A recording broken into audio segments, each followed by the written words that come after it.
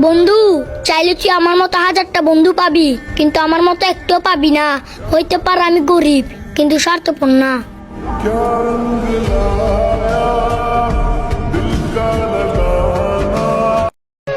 যাকে আমি মন থেকে চাইছি, সবচেয়ে বড় আঘাতটা আমি তার থেকেই পাইছি।